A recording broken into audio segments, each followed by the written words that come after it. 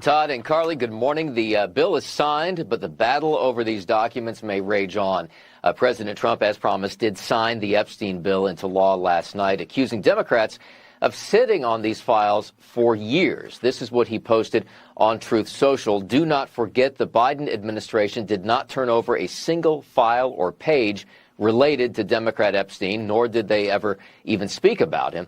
Democrats have used the Epstein issue, which affects them far more than the Republican Party, in order to try to distract from our amazing victories. Attorney General Pam Bondi, meantime, and her Justice Department have 30 days now to comply, although some documents may be redacted and others may be withheld, citing ongoing investigations. We have released over 33,000 Epstein documents to the Hill, and we'll continue to follow the law and to have maximum transparency. Also, we will always encourage all victims to come forward. Now, Epstein, accused of sex trafficking and abusing children before his death, knew plenty of high-profile Democrats and Republicans. And the congressional delegate from the Virgin Islands, Democrat Stacey Plaskett, you see her there, defended herself after it was revealed that she was texting with Epstein during a congressional hearing back in 2019. I believe that Jeffrey Epstein had information, and I was going to get information to get at the truth. Having a friendship with him is not something that I would deem to have. And so I'm just looking forward. I'm moving forward. And I think that that's what we as American people should do, is move forward. So no regrets, basically, is what you're saying. I'm moving forward. Moving forward, an effort in the House to censure her over those texts failed, though, largely along party lines. Not a yes, sir, not a follower. Fit the box, fit the mold, have a seat for you. Pick a number. I was lightning before the thunder. Thunder, thunder. Lightning and the thunder.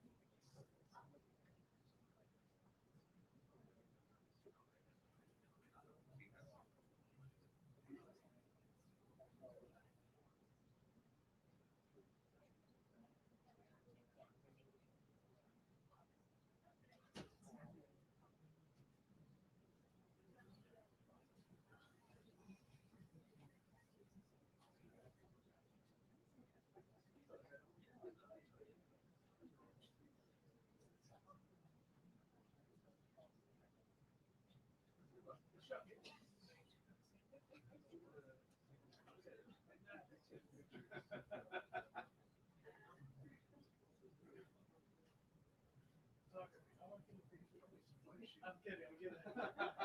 Trust me, anybody can do it. That's not true. That was like my worst class in college.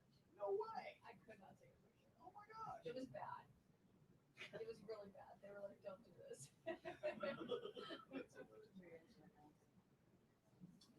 had Jan Carl in my class. Remember Jan Carl, who won Access Hollywood or something back in the late 80s?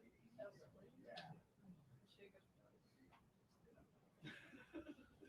But she was great on TV.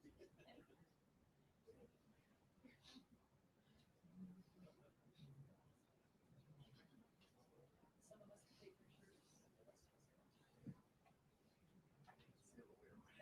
take pictures.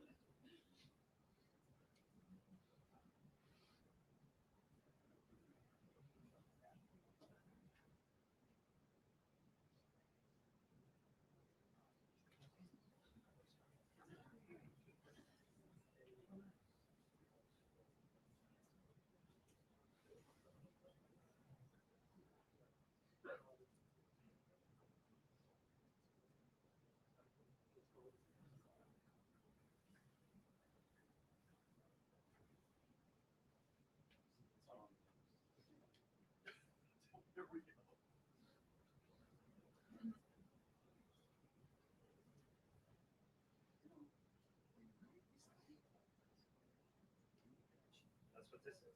Why don't you put that thing on there? It limits the dark, because then I can't go and it's come right off it and have people go through flashes. But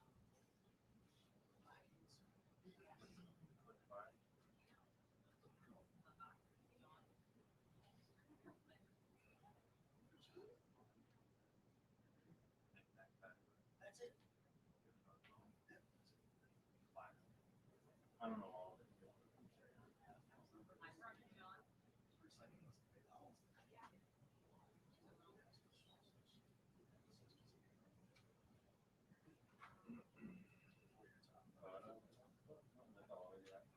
It comes down to roast.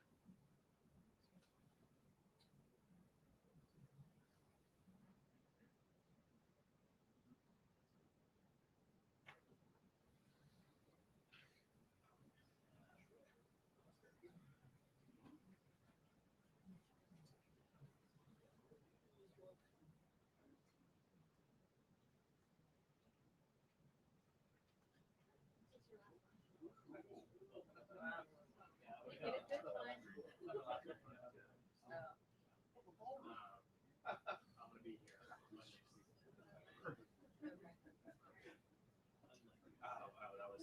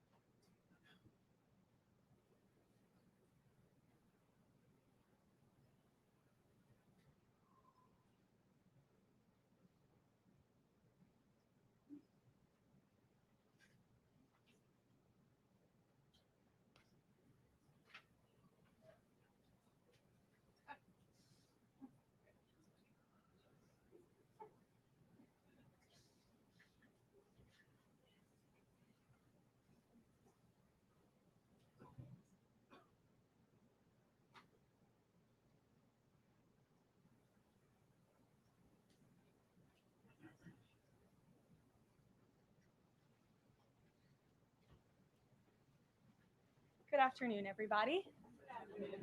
I brought a very special guest with me today, as you can see, Secretary McMahon. So I will begin my remarks. She's going to speak, and then we'll take some questions. She'll take questions, and I'll take questions from you as well. First off, yesterday, First Lady Melania Trump and Second Lady Usha Vance traveled to Marine Corps Air Station New River in Camp Lejeune in North Carolina, where they spent the day meeting with students, educators, military families, and United States Marines. Both the First Lady and Second Lady were grateful for the warm welcome and remain deeply committed to supporting military families and the communities that serve our great nation. May God bless all of them. In economic news, the September jobs report showed the American economy remains strong, with 119,000 new jobs added, more than double expectations.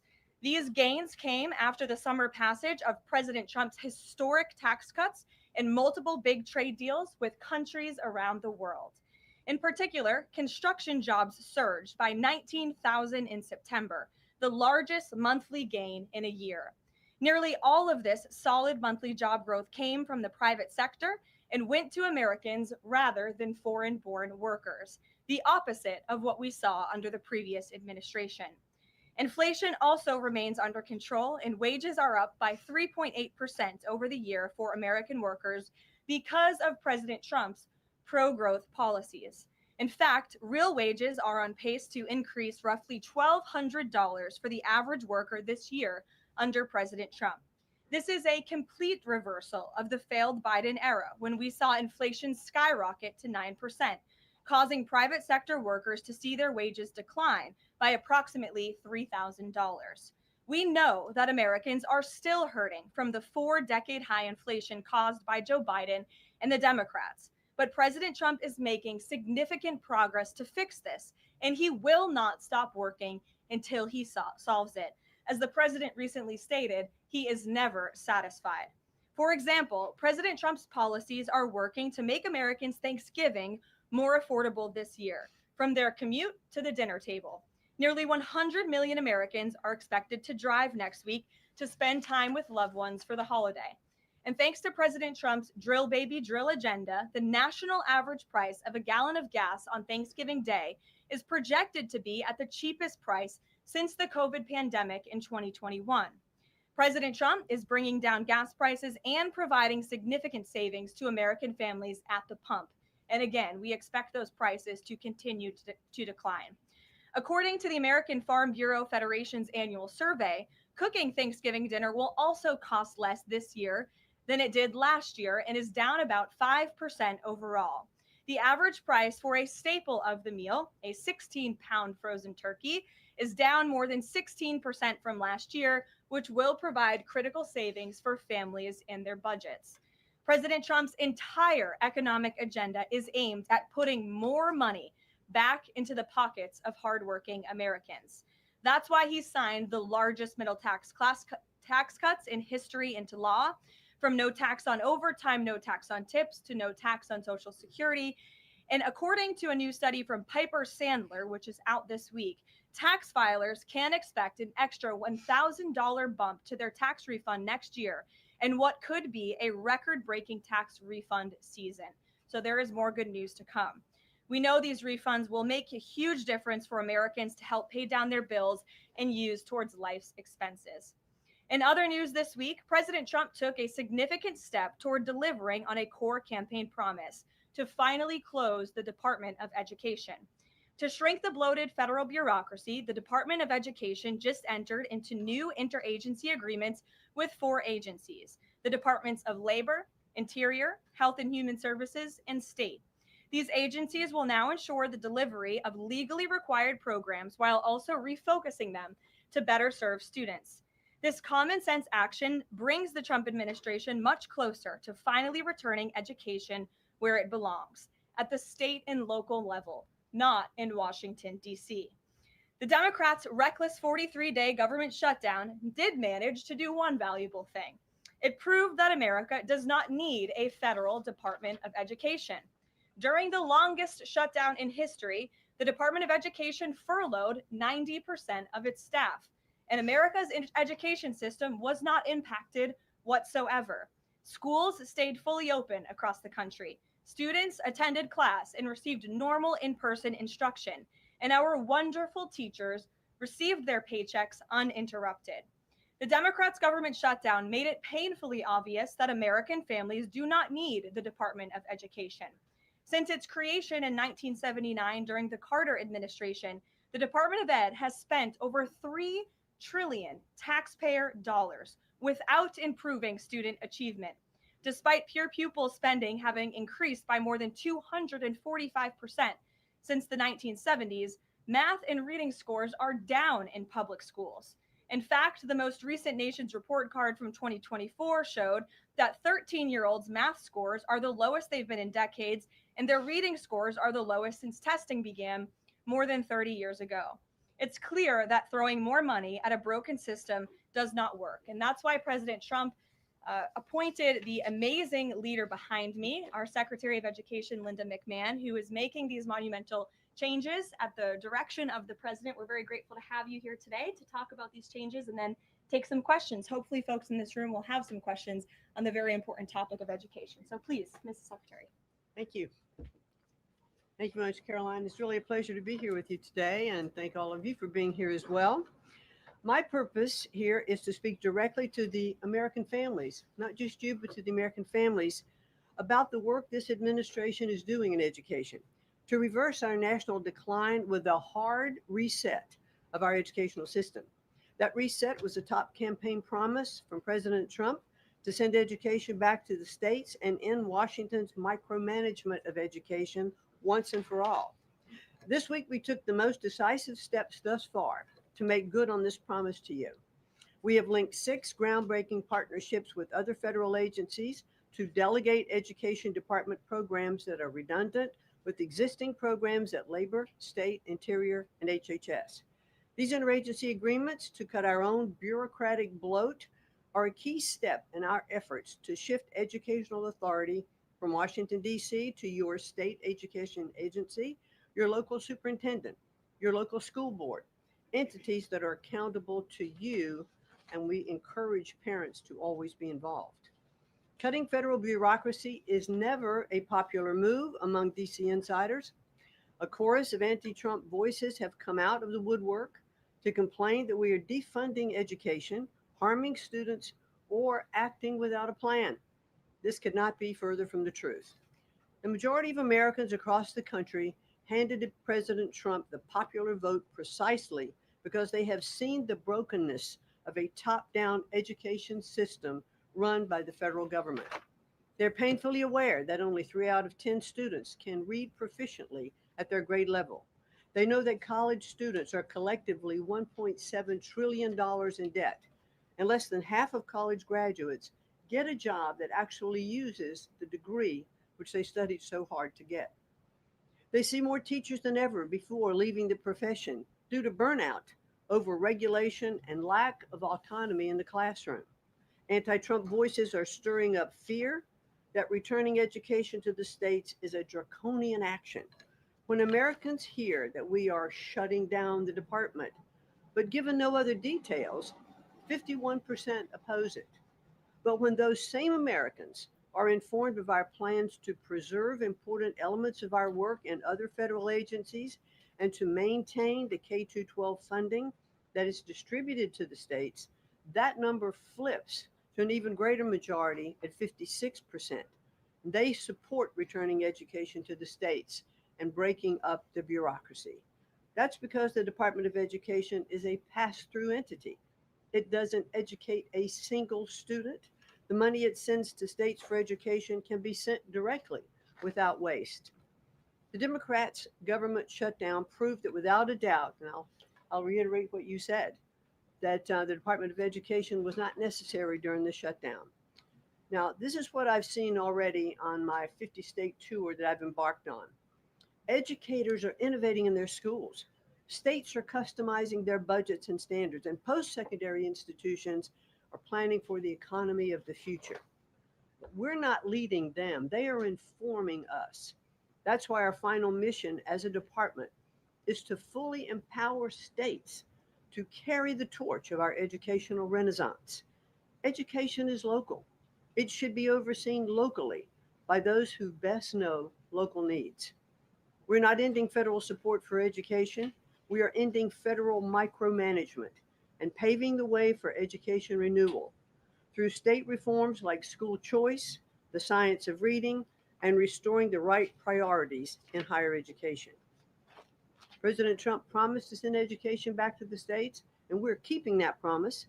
America's next generation will look back on the work we've carried out, thankful for an education system that prioritizes students over bureaucracy. Thank you. Well, thank you very much, Madam Secretary. And we'll take some questions for the Secretary if you have them. Elizabeth, why don't you start? Thank you for joining us. You announced the partnership to move some functions of the Education Department to other agencies. Are you talking to members of Congress about codifying this so that it lasts beyond the administration?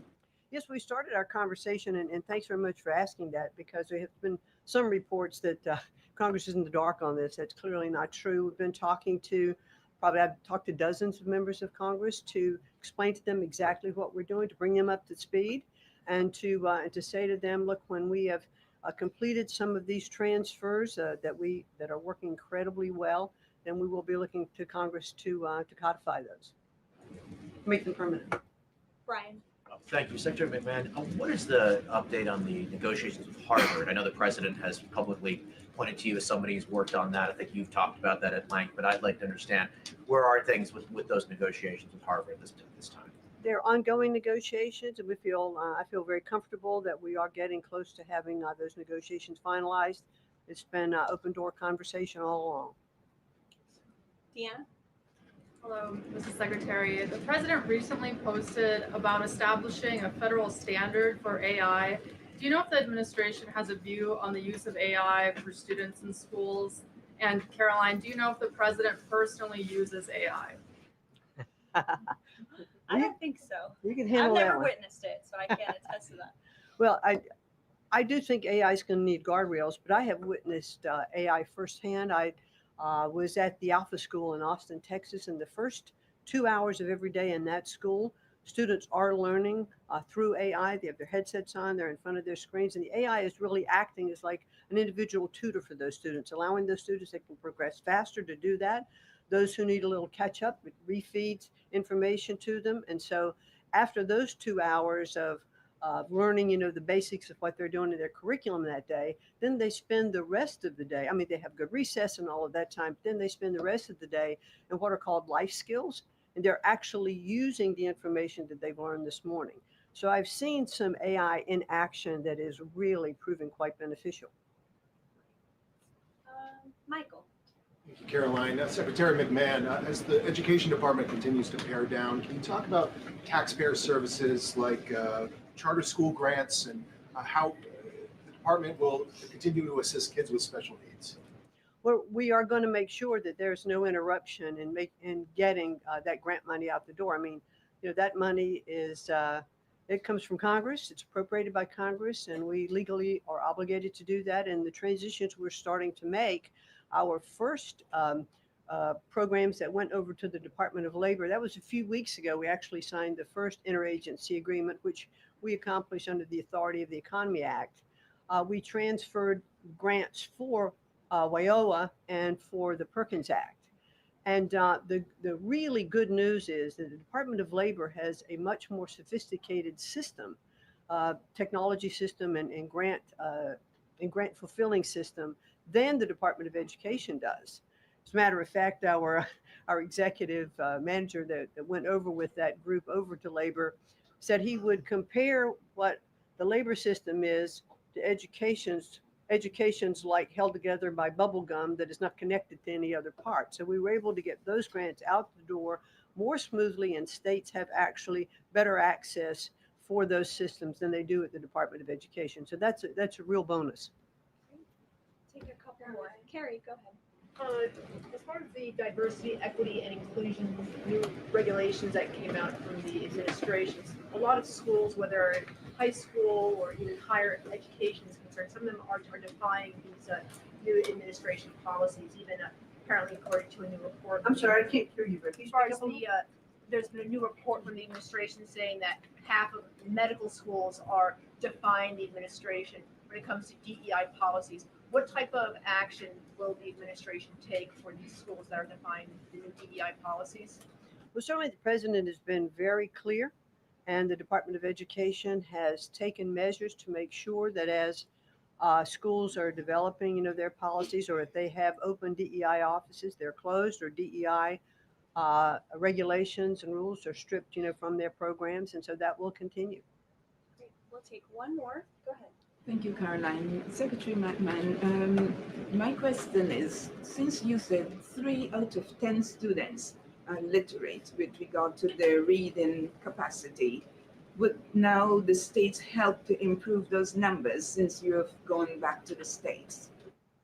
Well, what we are finding that the states that are making great progress, it's through their own innovation. It's not coming from the Department of Education. I think the Department of Education is really misunderstood about what our function is. We don't teach one student. We have nothing to do with the curriculum that are in any states. We are a pass-through pathway from money that's appropriated by Congress to get, to the states. But what we have seen in those states that have taken that initiative and they are embracing the science of reading and returning that into their school programs. Louisiana has done it. Mississippi, they call it the Mississippi Miracle, because they were like, I think, bottom or next to last in reading proficiency in Mississippi. And now they're like middle of the pack, which has been a really big jump. Florida has, Iowa has, Tennessee. So, but these are innovations that are done at the state level. This is not anything we're dictating. And that's why I'm saying returning education to the states where they really are already leading in their education endeavors. And 90% of their budget they provide. The federal government only provides 8 to 10% of the budget for education. So let's make sure that that grant money that's coming from the federal government is getting in their hands as efficiently as possible and getting to students. We don't want teachers having to spend their time and money in regulatory compliance. There was one superintendent chief who said to me that they had done some calculation in their state, and that for every dollar that went into the classroom in a grant, 47 cents was spent in regulatory compliance. So let's get the money into the hands of our students and our teachers. Let's raise the level of education. The other thing I'll do, and I'll quickly wrap up for you, is this 50-state tour that I'm have embarked on. We've done about 14 states. We've shut down a little bit during the shutdown. But what I am doing is visiting different kinds of schools, grammar schools, middle schools, high schools, micro schools, private schools, charter schools, the whole gambit. And in the end, my goal will be, as we step away and fully deliver education back to the states, is to provide them with a best practices toolkit of all of the things that I have seen around the country to say, hey, this is working. Check with these superintendents, check with these governors. And you know what I found a little bit is governors are a little competitive. So it's kind of nice to give some of these best practices out there. It'll work because it's already working. If we leave it with the people who are closest to the students, the president believes, as do I, the best education is that's closest to the child, and parents' involvement is critical to the success. Awesome. Thank you Thank so you, much. Linda. It's a Thank you pleasure. so much. Thank I you. appreciate your comments All right. today. Thanks for your great work. Whoops. And Thank she's you all very much. a busy lady, so we'll let her Come get on. back to work. All right. Thank you again. Well, let's get to it. You guys were so calm with her. I wish you were that calm with me. We'll kick off with our new media seat as always. Javier, why don't you start us off and then we'll get to the rest of the room. Go ahead. Thank you very much. My name is Javier Negre. I'm from Spain. I'm the owner of the biggest media platform in Hispanic politics, with brands like La Derecha Diario, Ida TV, or UH and Plus, or Vicegrad in Spanish. And I'm happy to be here. Thanks for supporting the new media, also in the Hispanic community. We try to fight against medias like Telemundo, Univision, CNN, or NBC News that are spreading fake news and attacking the ICE operations. We will premiere this Sunday the Real America's Voice, the right show, the first Hispanic show against communism and woke culture that is promoted by people like George Soros to bring communism all over the world, like happened in New York. I have two questions for you, if you don't mind. In Mexico, the young people is protesting against President Sheinbaum. They think she's doing nothing against the cartels. Sheinbaum used the police to attack them, young people, kids, girls, and she's attacking journalists like me in a country where 150 journalists have been killed in the past years. The USA legacy media is attacking President Trump for his comments about the fake news media, while they are not publishing anything about the murders of journalists in Mexico. Why do you think they stay silent about the murders of journalists in Mexico and the attacks to businessmen like Ricardo Salinas? And my second question is, Trump said he has a plan for the narco state of Venezuela. Does he have a plan for Mexico where, according to Stephen Miller, the cartels are controlling governments and territories? Sure. Well, thank you, Javier, for the question. And thank you again for being here. We're proud to have new media voices in the briefing room. As for President Sheinbaum and the president's relationship with Mexico, I will tell you that we have seen historic strides from President Sheinbaum and her administration in Mexico when it comes to cracking down on the cartels. They have been incredibly cooperative with the president's efforts at our southern border to crack down on illegal immigration and also the illegal trafficking of drugs at the southern border. Now the president is very interested in taking additional measures against the drug cartels. He's been very clear about that. He's spoken about it, and this is a promise that he made to the American public. And so his national security team is discussing these options all of the time. And on the campaign trail, the president promised to take on the cartels. He has taken unprecedented action to do so, and he has left additional options at his disposal on the table. So those are only decisions that the president can make. Thank you. The silence of the legacy media about the murders of journalists in Mexico. 150 journalists have been killed in the past years. Yeah, well, it's certainly something I wish the media would report on more, and it's something that this administration absolutely condemns. I can't speak for the media, but I can speak for the president. That's not something he wants to see. Thank you. Sure. Thank you, Caroline. Is there anything that Mayor-elect Mamdani could say tomorrow that would ease the president's concerns about his future leadership in New York? Look, I don't want to speak for the president or get ahead of this meeting that we are currently working on tomorrow. As you saw, the president put out a statement tomorrow that the mayor-elect will be coming to the Oval Office, and so our teams are arranging those details. I won't get into the president's thinking on it. I think you'll all hear from him directly.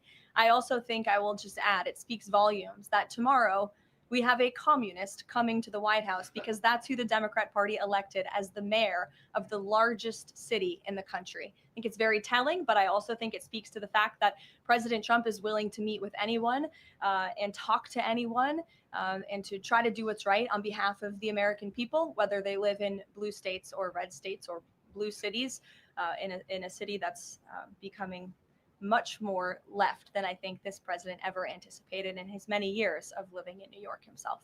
Nancy. Thanks, Caroline. This morning, President Trump accused 6 Democratic lawmakers of seditious behavior punishable by death. Just to be clear, does the president want to execute members of Congress? No. Let's be clear about what the president is responding to, because many in this room want to talk about the president's response, but not what brought the president to responding in this way. You have sitting members of the United States Congress who conspired together to orchestrate a video message to members of the United States military, to active duty service members, to members of the national security apparatus, encouraging them to defy the president's lawful orders. The sanctity of our military rests on the chain of command. And if that chain of command is broken, it can lead to people getting killed. It can lead to chaos. And that's what these members of Congress who swore an oath to abide by the Constitution are essentially encouraging. We have 1.3 active duty service members in this country. And if they hear this radical message from sitting members of Congress, that could inspire chaos, and it could incite violence, and it certainly could disrupt the chain of command. These 3 members of Congress, I will also add, knew exactly what they were doing. You look at Alyssa Slotkin. She's a former member of the CIA. Mark Kelly was a captain in the U.S. Navy. Maggie Goodlander was a naval officer. And notably, she is also the wife of Joe Biden's national security former advisor, Jake Sullivan. And so these members knew what they were doing. They were leading into their credentials as former members of our military, as veterans, as former members of the national security apparatus to signal to people serving under this commander-in-chief, Donald Trump, that you can defy him and you can betray your oath of office. That is a very, very dangerous message. and it perhaps is punishable by law. I'm not a lawyer. I'll leave that to the Department of Justice and the Department of War to decide. But the president has Chris, go frequently, ahead. but Caroline, can I just follow up? The president and the vice president, for that matter, have accused the other side of encouraging political violence. Isn't that exactly what the president is doing when he says that members of Congress should be killed? Why aren't you talking about what these members of Congress are doing to encourage and incite violence? They are literally saying to 1.3 million active duty service members not to defy the chain of command, not to follow lawful orders. Every single illegal order, which but is they are illegal but from they're military suggesting, Nancy, that the president has given illegal orders, which he has not. Every single order that is given to this United States military by this commander in chief and through this chain of command, through the Secretary of War, is lawful. And the courts have proven that. This administration has an unparalleled record at the Supreme Court because we are following the laws. We don't defy court orders. We do things by the books. And to suggest and encourage that active duty service members defy the chain of command is a very dangerous thing for sitting members of Congress to do. And they should be held accountable. And that's what the president wants to see. Phil. Thank you. Ambassador Mike Huckabee had a meeting with Jonathan Pollard, a former U.S. citizen who was convicted and spent 3 decades in jail for selling state secrets to Israel. Did the White House know that that meeting was going to happen? Does the administration condone it? The White House was not aware of that meeting, but the president stands by our ambassador, Mike Huckabee, and all that he's doing for the United States and Israel. You said that the president was going to do what was right for U.S. citizens, regardless of whether they lived in blue or red states. I'm curious if there's any chance in tomorrow's meeting with Mayor-elect Mamdani that he will be able to convince the president to abandon that promise to cut off federal funding to New York City. Look, Phil, we'll see how the meeting goes tomorrow, and I'll let the president speak for himself. Natalie. Thank you, Caroline. What did the president mean when he called a reporter piggy? Look, the president is very frank and honest with everyone in this room. You've all seen it yourself. You've all experienced it yourselves. And I think it's one of the many reasons that the American people reelected this president, because of his frankness. And he calls out fake news when he sees it. He gets frustrated with reporters when you lie about him, when you spread fake news about him and his administration. But he also is the most transparent president in history. And he gives all of you in this room, as you all know, unprecedented access.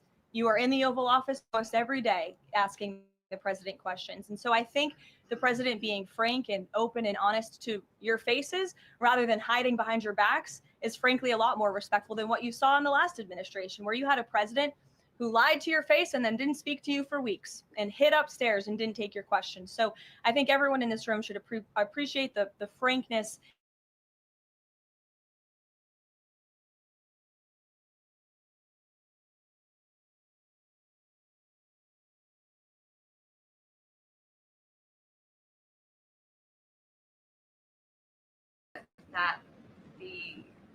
that the administration is now sending a U.S. official to the G20. They're sending Mark Dillard.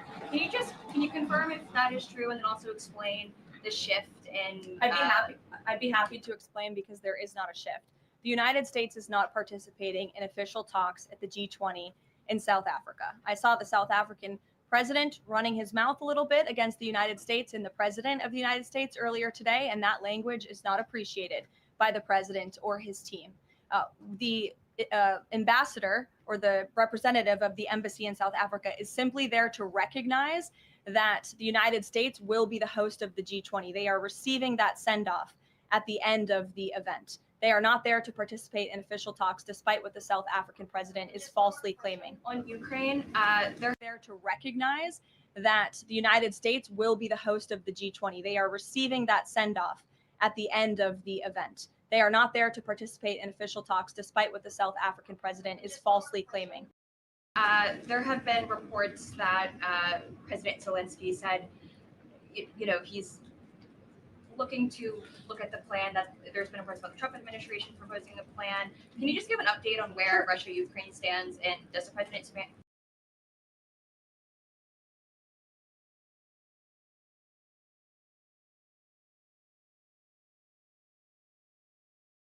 Ukraine alike for their refusal to commit to a peace agreement But nevertheless, the president and his national security team are steadfast in seeing this war come to an end, to end the killing and deliver on the president's promise. Special Envoy Witkoff, that Marco Rubio have been working on a plan quietly for about the last month. They've been engaging with both sides, Russia and Ukraine, equally to understand what deliver on the president's promise. Special Envoy Witkoff, that Marco Rubio have been working on a plan quietly for about the last month. They've been engaging with both sides, Russia and Ukraine, negotiation, right? That's how it worked with Israel, with respect to Israel and Gaza and all of the Arab countries in the Middle East. That's how we accomplished that historic agreement, which the UN, by the way, voted to commit to and accept this week, which was a huge monumental moment. So they have been engaged with both sides, and these talks are continuing. As always, I'm not going to litigate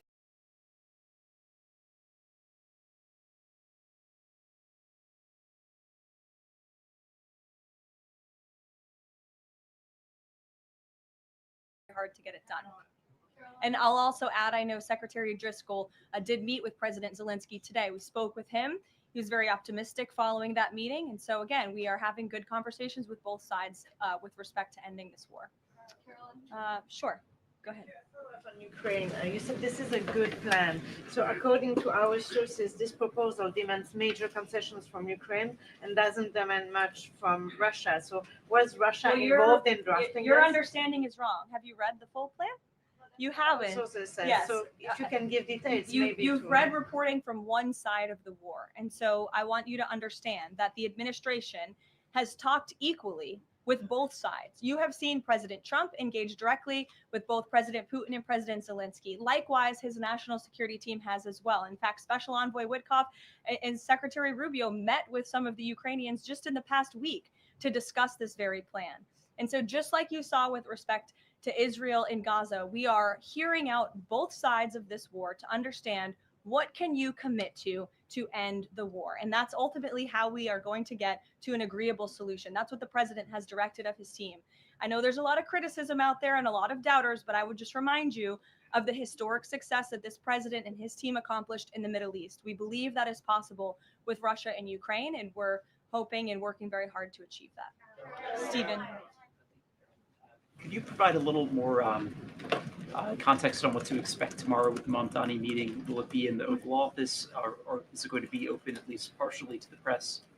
I don't have any more details to read out for you on the meeting quite yet, Stephen. I know it's of great interest to you and the New York Post, but we'll keep, maybe if it opens, we can commit to letting you in. Sure, go ahead. Thank you, Caroline. It came up yesterday during a confirmation hearing for the president's pick to lead the CFTC that the CFTC currently has 0 Democrat commissioners, whereas usually it's had 2 or more.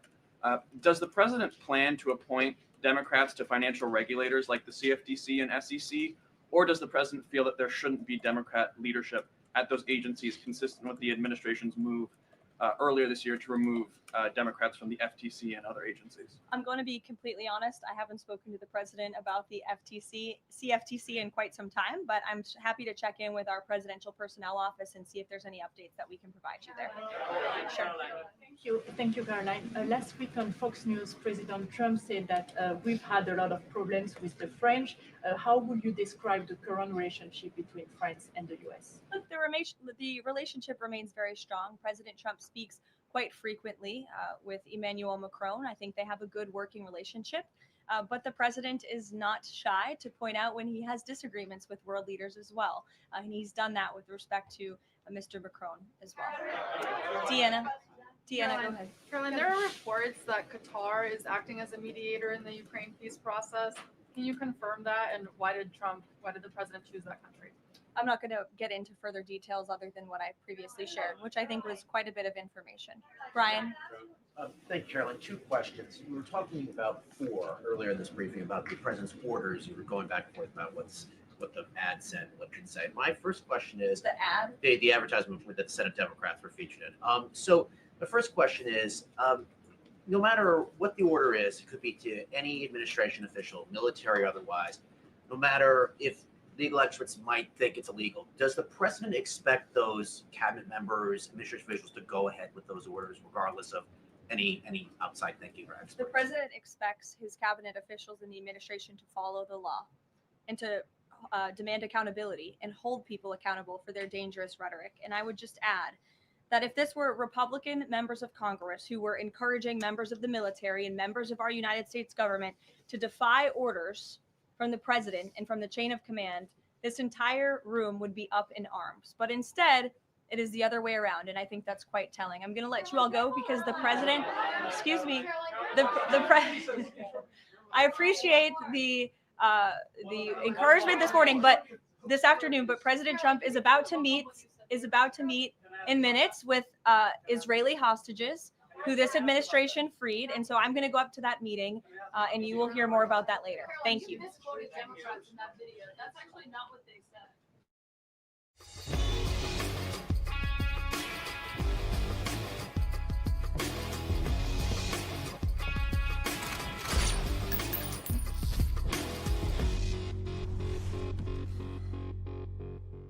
What? Wrong answer. Be nice. I'd hate to have to come back here. Benny Show, where the truth gon' be. Faith and freedom on your TV screen. Stand up strong, battle through the night. The Benny Show's here, bringing liberty to life. From the speeches to debates, Benny sharp like a blade. Cutting through the lies, watch the truth cascade. With the warrior's heart, this man never fades. You know it's prime time when Benny invades. From saving the nation to stories untold, the Benny Show's a storm, see the truth unfold. Stay in the loop, let freedom take hold. Salting all the libs, soul never sold. It's the Benny Show, where the truth gon' be. Faith and freedom on your TV screen. Stand up strong, battle through the night. The Benny Show's here, bringing liberty to light. Liberty to light. Bringing liberty to light. Liberty to light. Bringing liberty to life. From the speeches to debates, Benny sharp like a blade. Cutting through the lies, watch the truth cascade. With the warrior's heart, this man never fades. You know it's prime time when Benny invades. From saving the nation to stories untold, the Benny Show's a storm, see the truth unfold. Stay in the loop, let freedom take hold. Salting all the libs, soul never sold. It's the Benny Show, where the truth gon' be. Faith and freedom on your TV screen. Stand up strong, battle through the night. The Benny Show's here, bringing liberty to light. Bringing liberty to light. Bringing liberty to light.